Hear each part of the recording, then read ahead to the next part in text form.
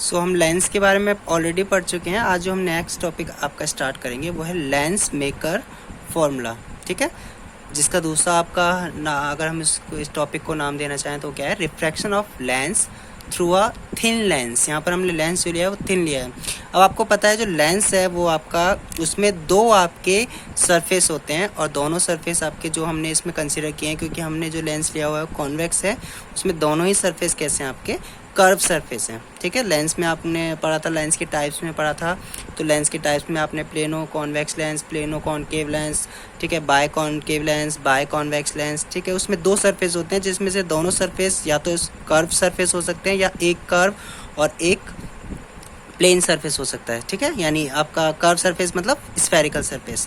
लेकिन अब हम यहाँ पर जो डिस्कस कर रहे हैं, हमने लेंस में जो है यहाँ पर हमने बाय कॉन्वेक्स लेंस लिया है। कॉन्वेक्स लेंस जिसको हम सिंपल लैंग्वेज में कहते हैं, जिसका जो मटेरियल है जिससे वो बना हुआ है उसका हमने रिफ्रैक्टिव इंडेक्स कंसिडर किया है N2, ठीक है।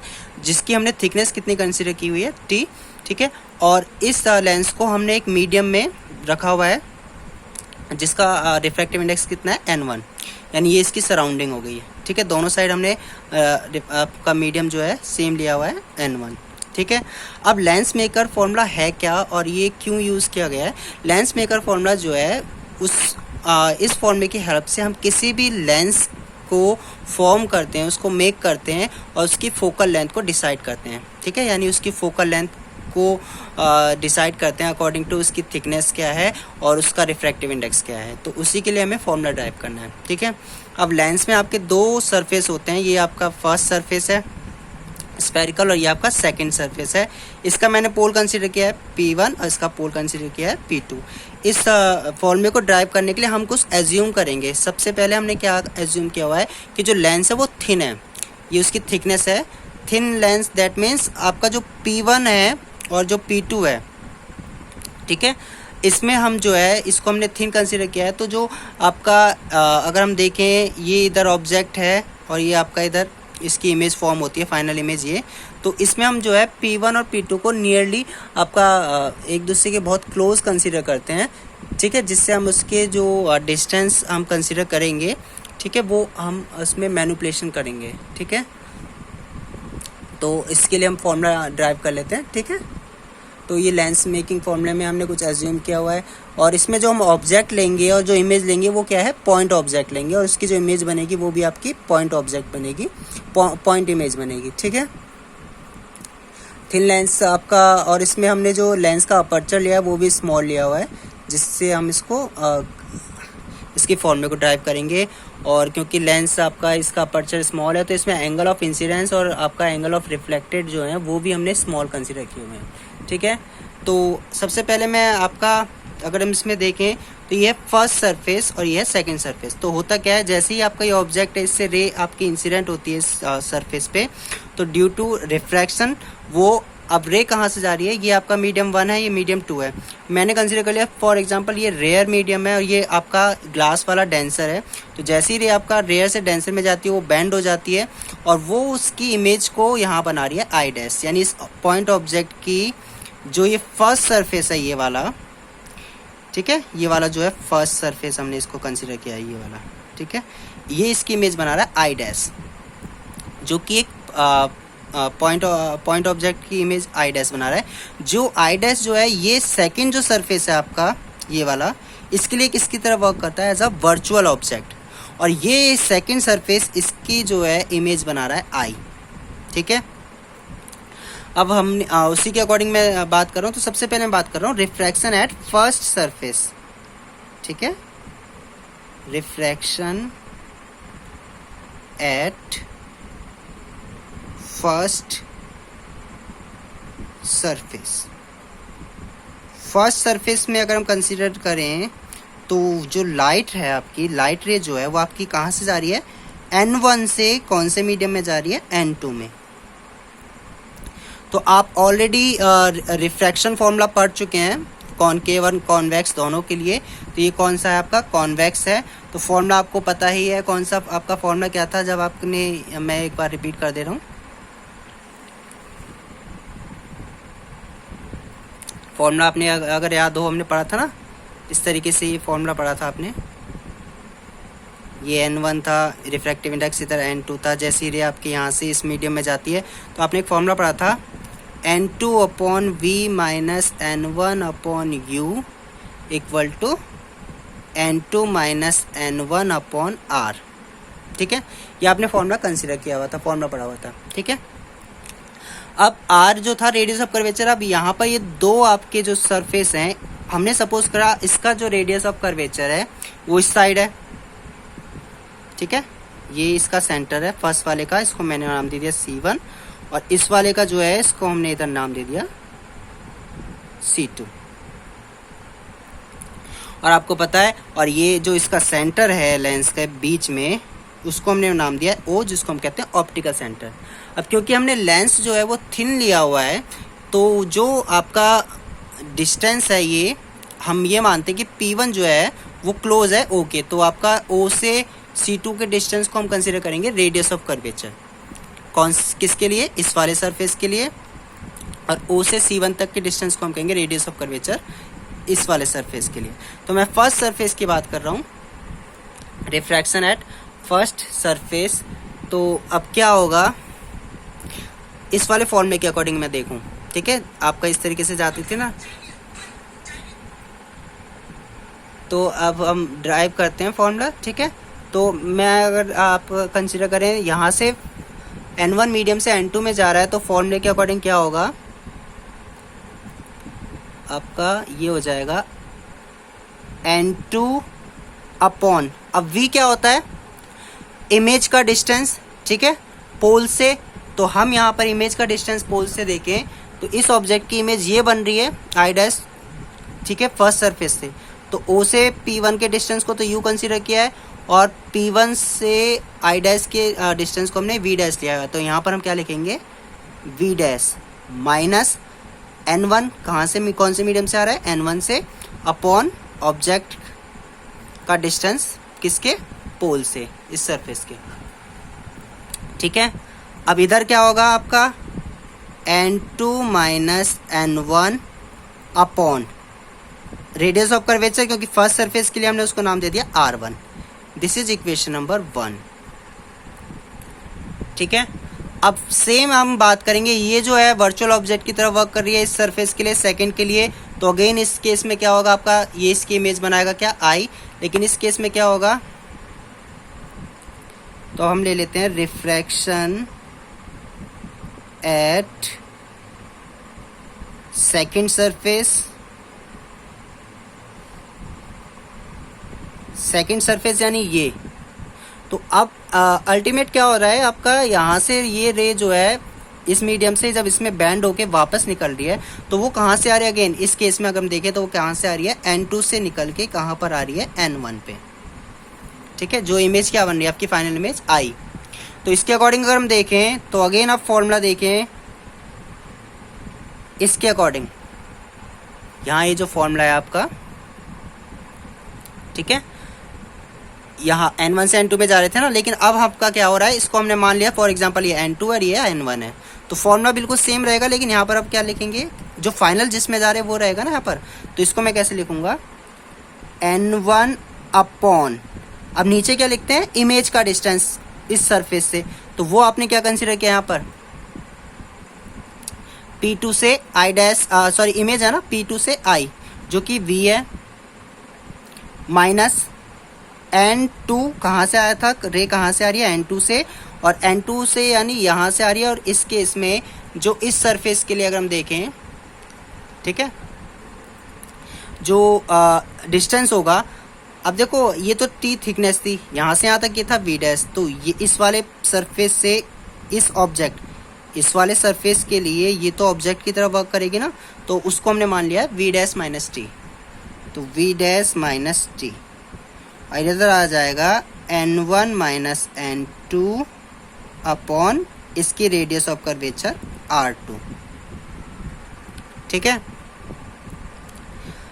अब यहाँ पर हम देखेंगे कि हमने कंसीडर किया था लेंस इज थिन, तो उस कंडीशन को अगर हम यूज करेंगे, because lens is thin, lens is thin, तो उस केस को हम यूज़ करके वी डैश माइनस टी को नियरली वी डैश मान सकते हैं, ठीक है, क्योंकि ये थिन है ना और आपका वी डैश इज़ ग्रेटर है टी, तो हम इसको नेगलेक्ट कर देते हैं। तो जैसे हम नेगलेक्ट करेंगे तो आपके पास जो आएगा क्या आ जाएगा, यहाँ पर हो जाएगा ये n1 upon V minus n2 upon V dash, और इधर आएगा n1 minus n2 upon r2। This is equation number 3। अब क्या करेंगे, 1 एंड 3 को ऐड कर देंगे, एडिंग 1 एंड 3। जैसे ही हम ऐड करेंगे तो ये पोर्शन तो कैंसिल हो जाएगा, तो क्या आएगा आपके पास, n1 upon V minus n1 upon u। यहाँ दोनों में अगर हम देखें, यहाँ n2 माइनस n1 है, यहाँ n1 माइनस n2 है। तो अगर मैं इसको n2 माइनस n1 बनाऊँ तो मैं माइनस कॉमन लूँगा बाहर, तो मैं डायरेक्ट लिख रहा हूँ, तो यहाँ पर क्या आएगा n2 माइनस n1 और ब्रैकेट में आ जाएगा 1 अपॉन r1 माइनस, क्योंकि माइनस हमने कॉमन ले लिया है, ठीक है। तो ये आपका फॉर्मूला बन गया है। यहाँ इसको हम यहाँ पर फॉर्मूला कंसीडर कर सकते हैं। इसको हम और सिंप्लीफाई करेंगे। अब अगर मैं n1 को दोनों साइड से कॉमन ले के या उसमें दोनों साइड n1 से डिवाइड कर दें तो इस फॉर्मूले को हम ऐसे भी लिख सकते हैं 1 by V minus 1 by U, ये आ जाएगा n2 अपॉन n1 माइनस 1, ठीक है।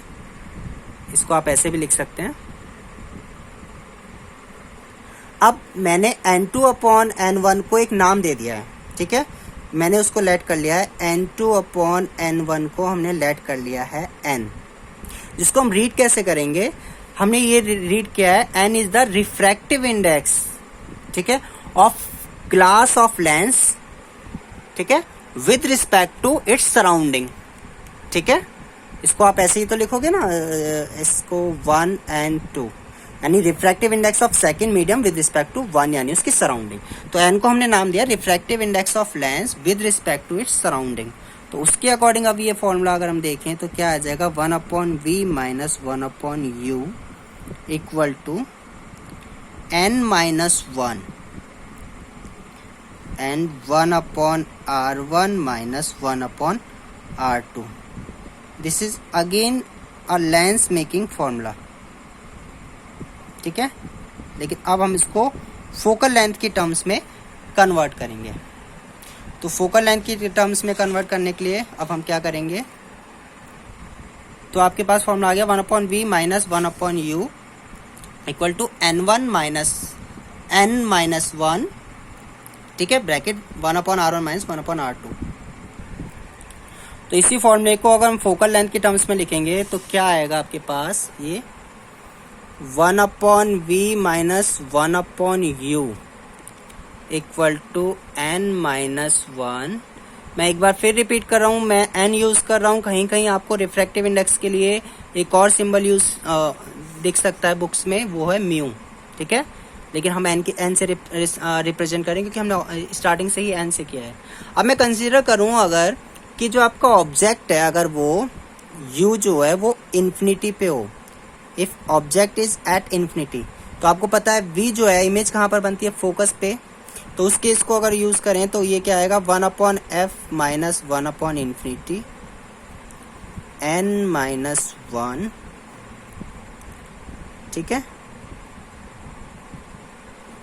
तो ये तो 0 हो जाएगा, तो आपके पास ये फॉर्मूला आ गया, this is lens making formula, ठीक है, which tells us that the focal length of lens depends on the refractive index of the material of glass used for making lens and the radius of curvature also, ठीक है। उसको हम आगे discuss करेंगे कि radius of curvature पे अब किस तरीके से वो डिपेंड करता है फोकस, ठीक है। अभी जो हम पहले पढ़ रहे हैं, हम ये देख रहे हैं कि किसी लेंस को अगर हम उसका मीडियम चेंज कर दें, ठीक है, यानी उसका जो रिफ्रैक्टिव इंडेक्स है with respect to its surrounding, where N is refractive index of lens with respect to its surrounding. तो किस तरीके से उसकी फोकल लेंथ पे इफेक्ट पड़ता है। यानी अगर हम किसी लेंस को एयर में यूज करें तो क्या फोकल लेंथ होगी, अगर उसी को हम किसी लिक्विड में डिप कर दें तो क्या फोकल लेंथ होगी। ठीक है, लिक्विड में कोई सा भी हो सकता है, कैरोसिन हो गया, आपका वाटर हो गया, नॉर्मल वाटर। ठीक है, तो उसके अकॉर्डिंग उसकी फोकल लेंथ पे क्या इफेक्ट पड़ता है without changing its radius of curvature. यानी लेंस को हम क्या कर रहे हैं कि ग्लास का लेंस है वो हार्ड है, तो वो तो आपका ऐसा तो है नहीं कि पानी में डाला वो फूल के मोटा हो जाएगा लेंस, नहीं। Without changing its radius of curvature हम फोकल लेंथ किस तरीके से चेंज करेंगे लेंस की, उसके लिए हम क्या करते हैं, उसके refractive index of lens with respect to surrounding को चेंज करके हम वो चीज़ कर सकते हैं। तो ये आपका लेंस मेकिंग फॉर्मूला है। अगर इस फॉर्मूले को और इस फॉर्मूले में अगर हम दोनों को कंपेयर करें तो आपने लेंस का फॉर्मूला ये भी पढ़ा था 1/f = 1/v - 1/u। This is lens formula. ठीक है, so lens making formula helps us for the formation of lens of desired focal length. किसी भी गिवन फोकल लेंथ का लेंस किस तरीके से फॉर्म करेंगे, ठीक है, उसके लिए हमें लेंस मेकिंग फॉर्मूला हेल्प करता है। ठीक है, इम्पोर्टेंट है। इस टॉपिक को हमने लेंस मेकर फॉर्मूला भी कहा हुआ है और refraction of lens through a glass thin lens भी हमने इसको कहा हुआ है। अब हम ये देखेंगे, यहाँ तो हमने देखा कि focal length refractive index of lens with respect to surrounding depend कर रही है। ठीक है, अब वो किस तरीके से करेगी अब हम उसी को डिस्कस करेंगे आगे। ठीक है, तो this one is lens making formula. This is lens making formula।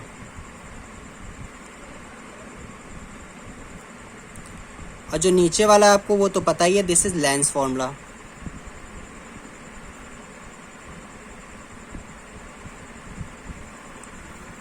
अब हम देखेंगे dependence of focal length of lens upon refractive index of material of lens. ठीक है, किस तरीके से जो फोकल लेंथ है वो आपका चेंज हो जाती है।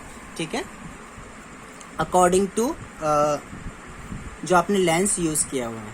ठीक है, अगर इसको जो मैंने n यूज किया हुआ है, मैंने n जो यहाँ पर यूज किया हुआ है n, वो मैंने n किसको यूज किया था, n2/n1 को मैंने n ठीक है लिखा हुआ है, और इसको हम ऐसे भी लिख सकते हैं 1n2, जो क्या बताता है refractive index of n2 medium यानी लेंस का refractive index with respect to किसके 1 यानी उसकी सराउंडिंग। अगर आपको डायग्राम देखें तो ये 1 है n2 और ये n1 है, यानी refractive index of lens with respect to its surrounding, क्योंकि दोनों साइड मीडियम क्या है सेम है। ठीक है, तो अब उसी के अकॉर्डिंग अगर हम देखेंगे कि किस तरीके से आपका जो उसकी फोकल लेंथ है वो डिपेंड करती है रिफ्रैक्टिव इंडेक्स पे, तो हम नेक्स्ट टॉपिक उसी पे डिस्कस करेंगे आपका। ठीक है, जिसको हमने नाम दिया है dependence of focal length on lens of lens upon refractive index of material of lens. ठीक है, तो मैं उसको नेक्स्ट वीडियो में अभी डिस्कस करूँगा। ठीक है, क्योंकि इस वीडियो में हमारे पास टाइम लिमिट है, तो हम इसको नेक्स्ट वीडियो में स्टार्ट कर देंगे।